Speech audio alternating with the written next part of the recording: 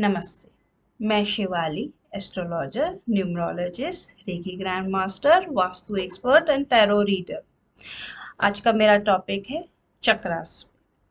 ऐसे तो हमारी बॉडी में बहुत सारे एनर्जी सेंटर्स होते हैं, लेकिन हम लोग मोस्टली 7 चक्रास के ही बारे में बात करते हैं। तो आज हम लोग बात करेंगे मूलाधार चक्रा पे, रूट चक्रा पे। रूट चक्रा स्पाइन के बेस पे होता है। ये फाउंडेशन चक्रा है। इसका संस्कृत में मूलाधार का संस्कृत में मीनिंग होता है फाउंडेशन, रूट। अगर एक बार ये रूट ही वीक होता है तो अब पूरा का पूरा बिल्डिंग बनाने में ही बहुत तकलीफ होती है या बिल्डिंग बनती ही नहीं है। बाकी सारे चक्रास को कोई भी सपोर्ट नहीं मिलता है। ये फाउंडेशन कब फॉर्म होती है? जब हम पैदा होते हैं तो हमारा फर्स्ट इंटरेक्शन फैमिली के साथ होता है। जब हमारे पास फैमिली का सपोर्ट होता है, हम लोग ग्राउंडेड फील करते हैं, स्टेबिलिटी फील करते हैं, सेफ फील करते हैं।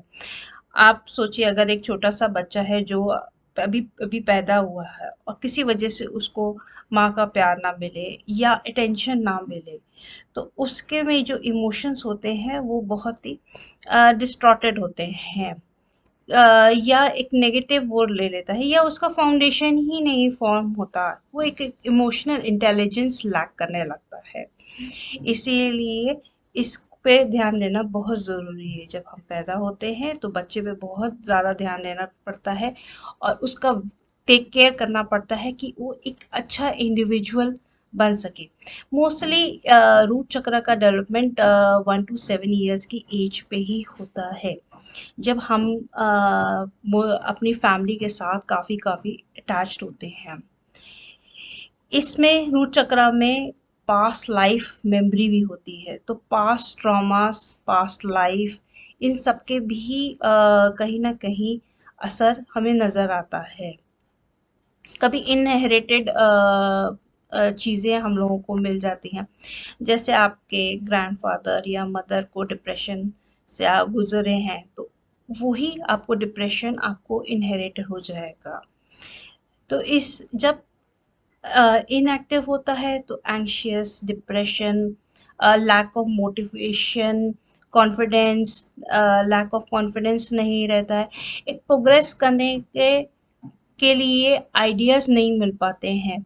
हम एक स्टैग्नेट एनर्जी में ही रह जाते हैं। किडनी रिलेटेड प्रॉब्लम्स जो होती हैं वो रूट चक्र से ही कनेक्टेड होती हैं।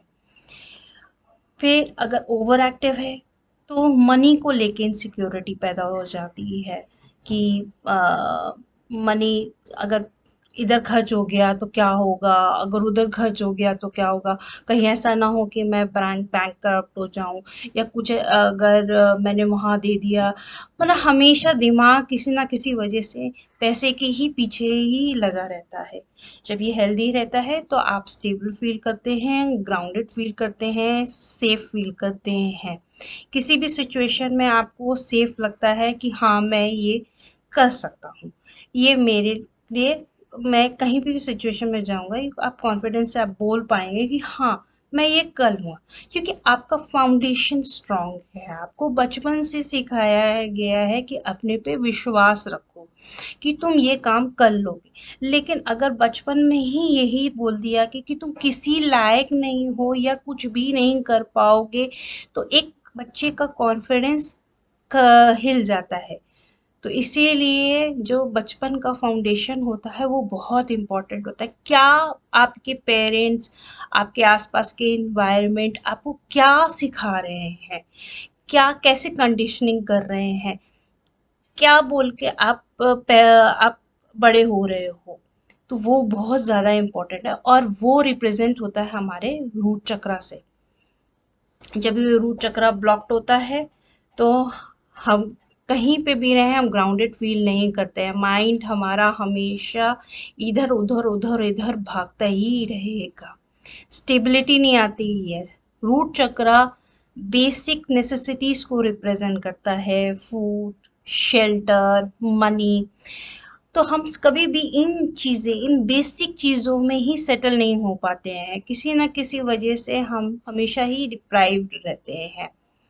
अगर आपके पेरेंट्स ने या आपके बड़ों ने आपको स्टेबल होना नहीं सिखाया कि कैसे मनी कमाया जाता है, कैसे उसको बचाया जाता है, कैसे उसको स्पेंड किया जाता है, तो आप ऑटोमेटिकली एक इंस्टेबिलिटी अपने अंदर महसूस करने लगते हो पैसे को।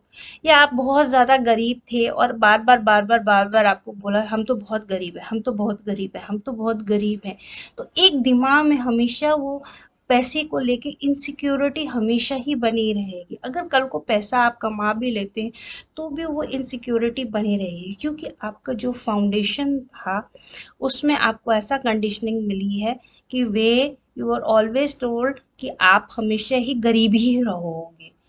तो इसीलिए वो जो कंडीशनिंग है उसको रिमूव करना बहुत ज़रूरी है, और ये हम रूट चक्र की हीलिंग से ही कर सकते हैं।